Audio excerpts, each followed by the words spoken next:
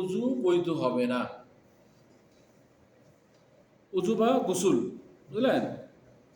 আর পবিত্র পানি কাকে বলে? যে পানি নিজে পবিত্র এবং অপরকে পবিত্র করে। নিজে পবিত্র, অপরকে পবিত্র করে, তাহলে সেটা তো বুঝলাম, কিন্তু সেই পবিত্র পানিটা কোনটা, বুঝলেন? তো এই আলোচনায় বলা হয়েছে যে এই পানি দ্বারা উজু গোসল করা যাবে এবং নাপাক দূর করা যাবে। নাপাক পানি, এরপরে আসলে নাপাক পানি। অল্প পানিতে নাপাক মিশ্রিত হলে অথবা অধিক পানিতে নাপাকি পড়ার কারণে সেই পানির তিনটি পরিবর্তনের যে কোনো একটি যদি পরিবর্তন হয়ে যায়, তাহলে সেই পানিকে নাপাক পানি বলা হবে, বুঝলেন? সেই পানিকে নাপাক পানি বলা হবে। তাহলে অল্প পানি হলে নাপাক পড়ার সাথে সাথে সেটা কি হয়ে যাবে? অপবিত্র হবে। আর বেশি পানি হলে তিনটি বিষয় লক্ষ্য করতে হবে। একটি হলো, হয় পানির স্বাদ নষ্ট হয়ে যাবে, অথবা পানির রং নষ্ট হয়ে যাবে, অথবা পানির ঘ্রাণ, বুঝলেন? পানির ঘ্রাণ হবে, মানে ওই যে জিনিসটা পড়ছে ওই ঘ্রাণ পানিটাই নষ্ট করে দেবে, পানিটা নষ্ট করে দেবে। এই হলো আপনার বেশি পানিতে নাপাক পড়ার কারণে যদি এটা হয়, এই তিনটের যে কোনো একটা হয়, তাহলে ওই পানি আর পবিত্রতা অর্জনের জন্য ব্যবহার করা যাবে না। জমিতে দিতে পারেন, আলাদা কথা। বালাদিয়ার পানি, সার্ফ সেফির পানি, সেগুলো নিয়ে আসে আপনার রাস্তাঘাটে দিচ্ছে, আলাদা কথা মনে করেন। এখন বেশি পানির পরিমাপ কি, কিভাবে আপনি বলবেন যেটা বেশি পানি? আরবিতে বেশি পানি চেনার জন্য হাদিসের ভাষা যেটা, যদি পানি কুল্লাতাইন হয়, কুল্লা এক বচন, কুল্লাতাইন দুই বচন, তার মানে 2 কুল্লা পানির বর্তমান লিটারের হিসেবে মাপ হলো 210 লিটার। 210 লিটার পানি যেখানে আছে, সেই পানি হলো বেশি পানি হিসেবে গণ্য হবে। এখন আমরা মনে করি যে 10 হাত 10 হাত স্কোয়ারের একটা যদি ডবা হয়, এটা মনে হয় এর ভিতরে কি আছে? এই পরিমাণ পানি আছে। একটা বিড়াল, মরা বিড়াল, একটা কুকুর, মরা কুকুর, অথবা অন্য কিছু নাপাক জিনিস ওর ভিতরে পড়ে গেছে। চতুর সাইডেই টয়লেট করে, এমন হতে পারে। তো ইন্ডিয়াতে যেমন টয়লেট নাই, ওরা তো কোথায় যাবে? ডোবাতে যায়। কেউ ইন্ডিয়ান নাকি কেউ, তো ডোবার চতুর সাইডে একই সাথে টয়লেটের কাজ হলো, পানিরও কাজ হলো, মনে করেন। এত খারাপ, এত বিশ্বের ভিতর। ভাই, আপনি তো ছিলেন ইন্ডিয়াতে না? আসামে ছিলেন না? আল্লাহ আকবার। পুরুষ মহিলা কোনো পার্থক্য নাই বলে এমন নোংরা দেশ, ইজ্জত আবরুর কোনো বালাই নাই, যেখানে ভাই সেখানে কাপড় উঠে বসতেছে। হ্যাঁ, এত বড় অসম্ভব। স্যানিটেশন ব্যবস্থা একেবারে দুর্বল। জি, এখনো, জি এখন উন্নত দেশ ভাই কি আছে? ওইখানে অর্থনীতিটাই আছে, ওই কাজেই ব্যয় হচ্ছে। জনগণের জন্য কয় টাকা খরচ করে?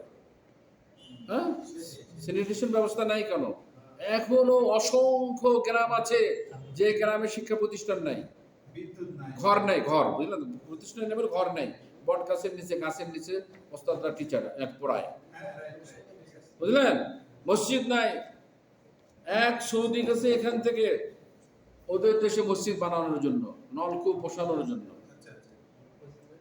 তো ওই ওখানে যে ড্রেস চেঞ্জ করে, কাপড়ি ড্রেস পরে একবারে একটা হুন্ডা নিচে, হুন্ডা নিচে দাঁড়াইতেছে, গ্রামগঞ্জে চলে গেছে। যাই দেখে আল্লাহ, যদি সৌদি থেকে যদি ইন্ডিয়াতে না আসতাম, তাহলে এদের বাস্তব অবস্থা চিনতে পারতাম না, বুঝতে পারতাম না। খালি মুখে মুখে অর্থনীতি, অর্থনীতি, অর্থনীতি।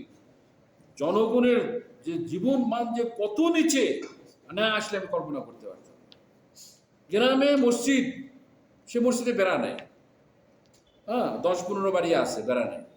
তাদের আপনার চুলের ঘর, যে রান্নাঘর, কোনো কিছুতে বেড়া পাবেন না, মাটি বেড়া পাবেন না, বুঝলেন তো? কি যে একটা ওই ভিডিও করতেছে আর দেখাইতেছে, ভিডিও ছাড়ছিল, সে ভিডিও আমরা দেখছি, খুবই খারাপ অবস্থা, বুঝলেন? যাই হোক, আমাদের কারো নিন্দা করার উদ্দেশ্য নয়, তবে কথা হলো কোথায় কোথায় আসছে সরকার ভালো না হলে যা হয়। ওই ইন্ডিয়া ওই ইন্ডিয়া হয়তো জীবনমান, হয়তো জিনিসপত্রের দাম কম, চলে যাচ্ছে আর কি।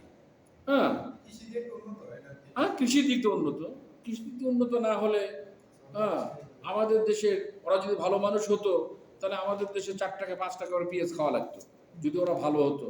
ওদের সাপ্লাইও চালু থাকতো, ওদের আপনারই হতো। সেই জায়গাতে আমাদের 200 টাকা 300 টাকার পেঁয়াজ খাওয়া আছে। এখন দেখ কেমন লাগে, তাই না? হ্যাঁ, Indiaton వేరే నంత వేరే సంతోషం হ্যাঁ, আমাদের వేరే সেটাই বলতেছি, আরো কমছে। 4 কেজি 100 টাকা, এখন কমছে তো, আরো 4 কেজি 100 টাকা, 5 কেজি 100 টাকা। আলুর দাম। এটাই চাল এটাই চাল হ্যাঁ, শুনেন, এখন আসেন পাত্র। এখন আসলো আমাদের ট্যাপ হচ্ছে, ঝর্ণা হচ্ছে, বুজবুজ হচ্ছে, তাই না? খুলে দেয়, উজু করে শেষ হয়ে যায়।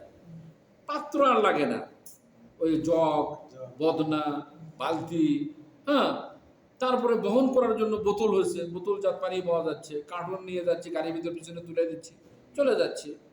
তো এমনি ব্যবহারযোগ্য পাত্র ছিল আগেকার যুগে, বদনা জাতীয়, ঘুটি জাতীয়, লটা জাতীয়। হ্যাঁ, এটা নাম আছে না? শুনছেন আনিস ভাই? শুনছেন? আনিস ভাই বলুন, আনিস চাচা বল। বুঝলেন আনিস ভাই? এই হলো কন্ডিশন। তো সেই জন্য পাত্রের একটা বিষয় হাদিসে আসছে, বুঝলেন? পাত্র কেমন হবে? এক কথায় স্বর্ণ রৌপ্যের পাত্র ব্যবহার করা হারাম। মনে রাখবেন, স্বর্ণ রৌপ্যের পাত্র ব্যবহার করা হারাম। তবে স্বর্ণ রৌপ্যের পাত্রে পানি নিয়ে যদি কোনো ব্যক্তি অজু করে, ওর অজু শুদ্ধ হবে, বুঝলেন? কিন্তু হারাম পাত্র ব্যবহার করার জন্য সে গুণাগার হবে। বুঝে আসছে মশালাটা? এখন আসেন, এগুলো তো হলোই, কিন্তু মশক নামে একটা জিনিস আছে আরবে, মরুর দেশে। হ্যাঁ, মরুচারীরা, বেদুইনরা মশক কোথায় পাবে? ওই মরুভূমির ভিতর পানির পাত্র কোথায় পাবে? মরুভূমির ভিতর থাকে বা মরুভূমির ভিতর সফর। তখন তারা কি ব্যবহার করত?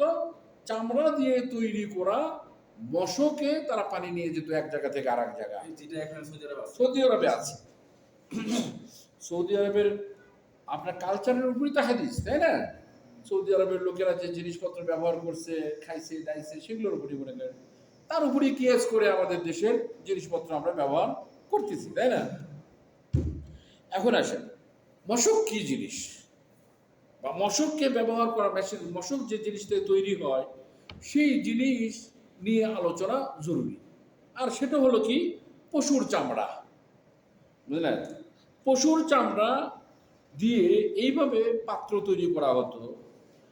তার হুকুমে আসছে মৃত পশুর চামড়া নাপাক। যে কোনো পশুই হোক, মৃত্যু যদি হয় সেটা হলো নাপাক। আসেন, মৃত্যু পশু 2 ভাগে বিভক্ত। এখন মৃত্যু পশু আবার 2 ভাগে বিভক্ত। একটা পশু যেটা হলো কি, যার গোশত খাওয়া হারাম, সে মৃত্যু হোক অথবা জীবিত হোক, ওই মৃত্যু প্রাণীর চামড়া দিয়ে কোনো কিছু তৈরি করা কোনোভাবেই বৈধ নয়। আর একটা হলো গোশত খাওয়া হালাল, কিন্তু জবেও ছাড়াই মারা গেছে, বুঝলেন? মারা গেছে, মৃত্যু হয়েছে, একটা বৈধ পন্থাকে জবাই করা, আর একটা হলো এমনি মারা যায়। এমনি মারা গেছে। আমাদের দেশে দেখছেন আপনারা, গ্রামগঞ্জে যারা ছিলেন ছোটকালে দেখবেন, হয়তো এই প্রচলন বেশি ছিল। গরু মারা গেলে আমরা কি করতাম? মাটিতে চাপা দিতাম, অথবা তখনই ওই যে আমাদের দেশে থানাগুলোতে যে দফাদার চৌকিদার থাকতো, যে ওদের হিন্দুদেরকে চাকরি দেওয়া হতো, হ্যাঁ, কি ভাই আছে না? তারা আসে ওই চামড়াটা ছিলে নিয়ে যেত। ওরা আবার চামড়ার ব্যবসা করতো, অর্থাৎ ওই যে জুতা টুতা এগুলো সিলাই টিলাই করতো, তাই না? এখন চামড়ার দাম ছিল, তাজাটা কিন্তু অনেক টাকা লাগতো। তো মাসাইল কে দেখে? ওরা আমার জুতোতে কোনটা লাগালো না লাগালো কে বলবে, তাই না? তা আমরা দেখতে পারি। এখন আসেন, প্রথমটির চামড়া সর্ব অবস্থায় নাপাক ও হারাম। প্রথমটির চামড়া সর্ব অবস্থায় আপনার কি হারাম। আর দ্বিতীয়টির চামড়া শোধন করার পর ব্যবহার করা জায়েজ, তবে শুকনা বস্তু রাখার কাজে ব্যবহার করবে, তরল পদার্থ রাখার কাজে ব্যবহার করবে না। এখন ব্যবহারযোগ্য করা মানে কি? চামড়ার ব্যবসা যারা করে তারা দেখেন আমাদের গ্রামগঞ্জে কুরবানির সময় ছোট ছোট মহাজনরা যারা চামড়া কিনে, তারা কারো বাড়িতে অথবা স্কুল ঘরের ভিতরে, স্কুল ঘরের মাঠে তখন কি করে ওগুলো রাখে, সাথে পর্যাপ্ত লবণ দিয়ে সেগুলোকে একটার পর একটা ডিবি দিয়ে রাখা হয়, তাই না? তাতে করে কি হবে না, পচন যেন না ধরে, পচন যেন না ধরে। সাথে সাথে এক ধরনের মেডিসিন দেওয়া হয়, সেটার মাধ্যমে আপনার ওই চামড়ার উপরে যে ওই যে ভিজে ভিজে যে জিনিসগুলো, এগুলো আপনার ভিজে পদার্থ, চামড়া জাতীয়, তোল জাতীয়, মানে চর্বি জাতীয়, এগুলো মেডিসিন দিয়ে একবারে চামড়া থেকে সম্পূর্ণরূপে আলাদা করা হয়, শুধু চামড়াটাই থাকে, বুঝলেন? এরপরে সেটাকে রীতিমতো মেশিনের ভিতর বোল্ডার বানানোর ক্ষেত্রে ওই যে দুটো হুইল আছে, ওর ভিতর দিয়ে একবারে শুকিয়ে, হ্যাঁ, আবার ভাব থাকে, শুকনা হয়, নানানভাবে সিদ্ধ করে টোরে আপনার এমনভাবে করে, সেখানে আপনার পানি দিলেও, বুঝলেন তো, পানি জাতীয় পদার্থ ওখানে রাখলেও সেটা কখনোই কি হয় না, আর পচনও হয় না, আর ওখান থেকে পচার যে একটা গন্ধ, চামড়ার যে একটা গন্ধ, এগুলো কোনো কিছু আসে না। যার কারণে আমরা দেখতে পাই আরবের লোকেরা তারা মরুতে চলার পথে এই ধরনের মশক ব্যবহার করত, এবং এটাতে করে তারা পানি পান করতো বা পশুকে পানি পান করাতো, আবার যেখানে পানি পাইতো সেখান থেকে আবার এটা ভর্তি করে নিয়ে নিত। বুঝতে পারছেন বিষয়টা? এটা হচ্ছে মৃত্যু, এটা হচ্ছে নাপাক প্রাণী, আর এটা হচ্ছে বৈধ প্রাণী। আবার বৈধ খাওয়া, যার গোস্ত খাওয়া যায়, আবার যার গোস্ত খাওয়া যায় সেটা যদি আপনার মৃত্যু ছাড়া, যদি জবাই ছাড়াই যদি মৃত্যু হয়, আর হলো জবাই করার পর মৃত্যু হয়, তাদের চামড়াকে কি করতে বলা হয়েছে, দাবাগা বলা হয় আরবিতে। দাবাগা মানে হচ্ছে ব্যবহারযোগ্য করে গড়ে তোলা, বুঝলেন? আসেন, পানি হলো নাপাক আছে কি না আছে মানুষ। এবার নাপাকের প্রশ্ন। একজন ব্যক্তি মুসলিম, দুই ধরনের মানুষ, খালি মুসলিমেরা, সব মানুষই দুই ধরনের অপবিত্র হতে পারে। একটা অপবিত্রতার কারণে ওযুর মাধ্যমে কি হয়ে যায়, পবিত্রতা অর্জন হয়ে যায়। আরেকটা হলো কি, আপনার গোসল করতে হয়, তাই না? এখন পবিত্রতা অর্জন যেটাতে অজু করে, যেটাতে আপনার অজু করার প্রয়োজন পড়ে, যেমন প্রস্রাব এবং পায়খানা। প্রস্রাব পায়খানার পবিত্রতা অর্জনের জন্য, হ্যাঁ, অথবা যে কোনো পবিত্রতা অর্জনের জন্য পানির মতো এত উন্নত মাধ্যম আর কোথাও নেই কোরআন হাদিসের আলোকে। পানি দিয়ে যত সুন্দর পরিষ্কার হবে, অন্য কোনো কিছু দিয়ে তত পরিষ্কার হবে না, বুঝলেন? অতএব পানি থাকা অবস্থায় যদি কেউ ঢিলা কুলুপ ব্যবহার করে, পানি ব্যবহার না করে, এটা দূষণীয়। ওগুলো জায়েজ আছে কখন, যখন পানি নাই, অথবা পানিও আছে, পানির সাথে ঢিলা কুলুপও নিলেন, সেটা উত্তম হবে। বুঝতে পারছেন? না পাকি জিনিসগুলো হাতে না লাগে আগে যদি শরীর থেকে দূর করা যায়, শরীর থেকে দূর করে দেওয়া হলো, এবার পানি দিয়ে সুন্দর করে ধুয়ে ফেলা হলো আপনার প্রস্রাবের জায়গায়, পায়খানার জায়গাটা, বাস সুন্দর হলো না? তো এটাকে উত্তম বলা হয়েছে। তারপরে তো আল্লাহ রসুলের হাদিস হলো কি, টয়লেট থেকে এসে ওযু করার আগে মাটির উপরে মাটি ভিজিয়ে রেখে সাবানের মতো করে কি করা, ধৌত করা, মাটিতে ধৌত করা, মাটিতে ধৌত করা। বুঝতে পারছেন আব্বাস? মাটি এমন জিনিস, যত উন্নত সাবান, খারানা সাবান দিই হাত ধোক না কেন, তারপরেও টয়লেটের একটা যে আপনার তৈলাক্ত জিনিস থাকে, এটা সম্পূর্ণরূপে হাত থেকে দূর হয় না, বুঝলেন? সেটা মাটি দিয়েই একমাত্র দূর হতে পারে। আল্লাহ রসুলের সময় সাবান ছিল না ভাইজান? সাবান দিয়ে গোসল করছে না আল্লাহ রসুল? হ্যাঁ, নাকি 33-63 বছর সাবান দিয়ে গোসল করেনি? সাবান ছিল, হ্যাঁ, সে সাবান অন্য ধরনের হতে পারে। আমাদের দেশে সাবান আছে না, আগে ছিল না, কলার গাছের ডাবুরগুলো, ওগুলো জাল দিয়ে খার বানাতো, ওই খার দিয়ে কাপড় ধুতো, জানেন গরিব মানুষরা? মনে পড়ে আপনাদের? জানেন না? তারপরে কি করতো, এমনও আছে লোক আমরা দেখেছি যে নদীর পাড়ে গোসল করতে, ওই যে চিটকে মাটি আছে না, ইটেল মাটি, ওই চিটকে মাটি বলে আমরা, বুঝলেন তো?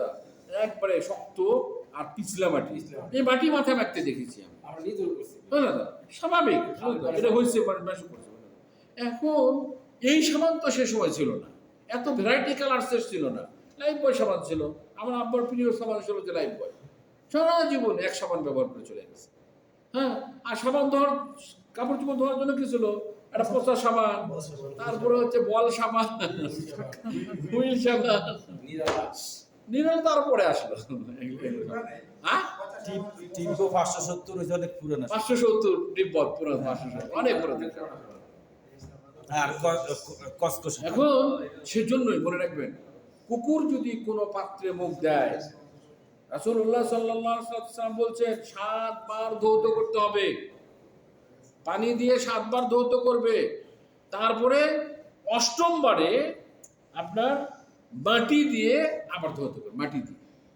দেখলেন আল্লাহ রাসূলের হাদিস, কুকুর যদি কারো পাত্রে মুখ দেয়। এখন পানি দিয়ে শৌচ কার্য করার নাম হলো ইস্তেনজা। ইস্তেনজা। আরেকটা হলো পানি ছাড়া যদি কেউ কুলুক অথবা পাথর অথবা মাটি অথবা টিস্যু জাতীয় কিছু ব্যবহার করে, সেগুলো দিয়ে আপনার পবিত্রতা বা শৌচ কার্য অর্থাৎ টয়লেট বাথরুমের কাজ করা, পরিষ্কার হওয়ার জন্য, সেটাকে বলা হয় ইস্তেজমার। ইস্তেজমার আরবি শব্দ, বুঝলেন? এইভাবে আপনার টয়লেট করা, টয়লেট থেকে পরিষ্কার করা। আর গোসলের জন্য আপনার যদি শরীর নাপাক হয়ে যায়, গোসল করার প্রয়োজন পড়ে, তাহলে লজ্জাস্থান ভালো করে পানি দিয়ে ধৌত করতে হবে এবং ওই হাত মাটিতে মারতে হবে। আল্লাহ রাসূলের সুন্নাত এটা, বুঝলেন? তা আমরা থাকি হচ্ছে 7 তলার উপরে, টয়লেটের ভিতরে ঝকঝক করতেছে, মাটি কোথায় পাবো? ওই সামান্য ঘুষিয়ে হাত ধরে ওই উন্নত হতে আসছে। অবৈধ কেউ বলেনি। জি, মেসওয়াক ওলামারা অবৈধ বলেনি এটাকে, অবৈধ বলার কোনো সুযোগ নেই, বুঝলেন তো? অতএব চলবে। কি গো, খবর আসে না কেন? পিচ্ছিরা তো খোঁজ খবর নিল না। ইউসুফকে তো ফোন দিছি, আমি জানাই দিছি তো।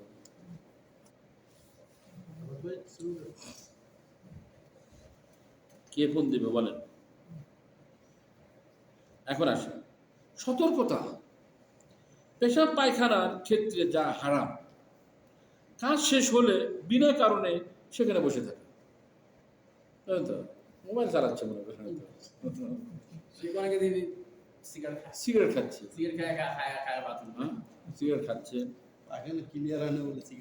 আবার পায়খানা ক্লিয়ার হয় না। এখন এই ক্ষেত্রে কারো যদি অসুস্থ থাকে, প্রস্রাব পায়খানা ভেঙে ভেঙে আসে, প্রস্রাব বিশেষ করে ভেঙে ভেঙে আসে, হ্যাঁ, প্রথম চোটে কিছু হয়ে গেছে, তারপর ক্লিয়ার হতে হতে 3-4 বার পর্যন্ত অপেক্ষা করতে হচ্ছে, সেগুলো আলাদা কথা, সেটা হারাম নয়।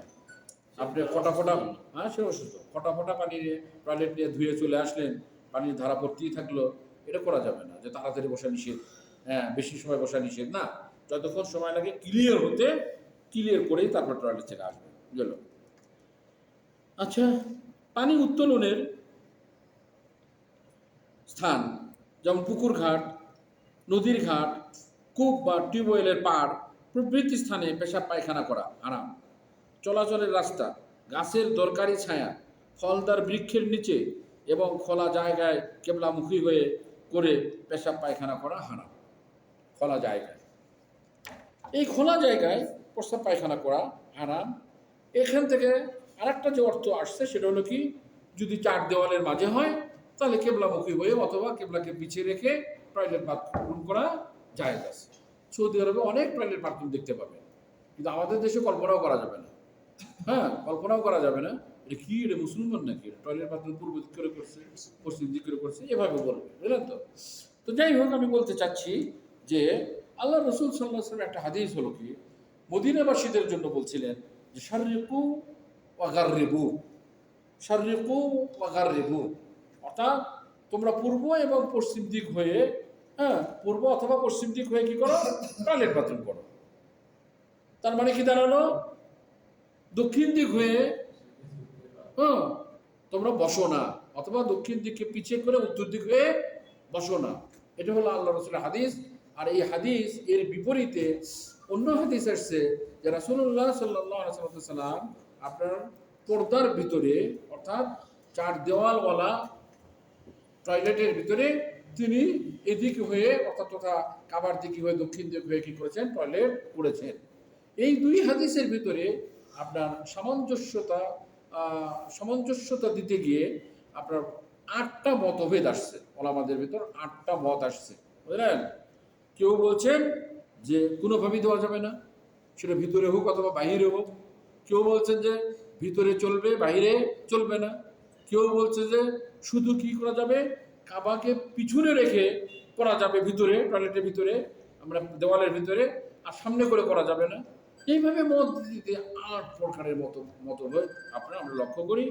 আমাদেরকে লিখতেও হয়েছে, ছোটোকালে পরীক্ষা দিতে গিয়ে ফেকার আলোচনায় এগুলো লিখতে হয়েছে।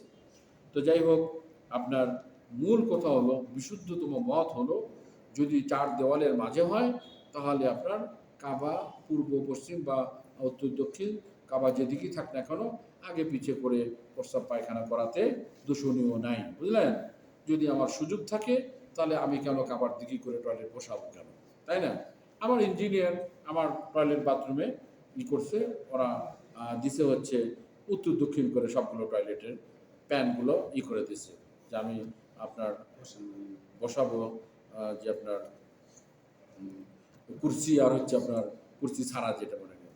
তো আমার ছেলে বলতেছে, আব্বা এদিক করাতে আমাদের টয়লেটের ভিতরে জায়গা কম হচ্ছে, যদি আমরা পূর্ব পশ্চিম করে দিই তাহলে আমাদের জায়গা, এদিকে জায়গা অনেক বাড়তিছে। ওখানে সামনের দিকে আসছে যে টয়লেটের জায়গা কমে গেছে, তো আমরা এইভাবে করবো। করবা, ঠিক আছে, মাসলা আছে, আমি বুঝতে পারছি তুমি কেন বলছো কথাটা। হ্যাঁ, সে তো ফাঁকি মানুষ, সরিয়া পড়ে চলে গেছে এখান থেকে, সে জানে। আমি বললাম যে তোমার বাসাতে আর কেউ ভাড়া নেবে না, তোমার বাসা খালি পড়ে থাকবে। কি জাকির ভাই, তোমার বাসা খালি পড়ে থাকবে। হ্যাঁ, আগে মানুষ দেখবে কি এটা কি মানুষ নাকি, এটা পায়জামা, কিভাবে ডাইরেক্ট বলবে যে হে মুসলিমই না। হ্যাঁ বাস, তাই তো। কিভাবে কাবার দিকে করে টয়লেট বানাইছে। হ্যাঁ, তোর কাছে বৈধ হচ্ছে তুই কর, আমার করাবি কেন? আর এই মাসালাটা কি পূর্ণ, মানে একতাপূর্ণ না, এই ভেজালপূর্ণ মাসালা এই মাসালাটা। কিন্তু তবে হ্যাঁ, আমি একটা মাসালা দেখছি, সেখানে সবচেয়ে উত্তম হয়েছে যে আপনি ওইভাবে না করাটাই উত্তম। আসতেছি, তাহলে আমি উত্তমটাই নেন।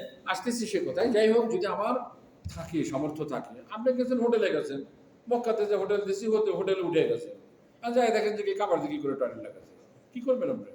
ওটা তো সে মজবুরি আপনার, সেটাই বলতেছি, তৈরি করছে, সেটাই বলতেছি। যদি কেউ করে ফেলে, আপনার যেখানে সুযোগ আছে, আমি বলবো যে না, সবগুলো টয়লেট যেভাবে ইঞ্জিনিয়ারিং করে দিচ্ছে সেইভাবে করো, কোনো সমস্যা নেই।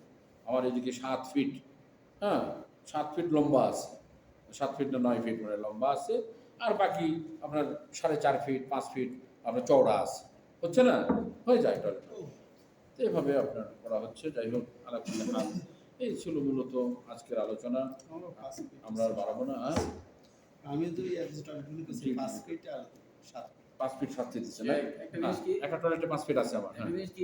নামাজ পড়বে না আগে ঠিক এটা বলতে পারে, ওটা দেখবে কাবার দিকে পা দিয়ে ঘুমোচ্ছেন কিনা, শুয়েছেন কিনা, সেটা দেখবে কি ভাই, তাই না? নামাজ পড়বে না আর নামাজ পড়বে না, তো এগুলো আছে।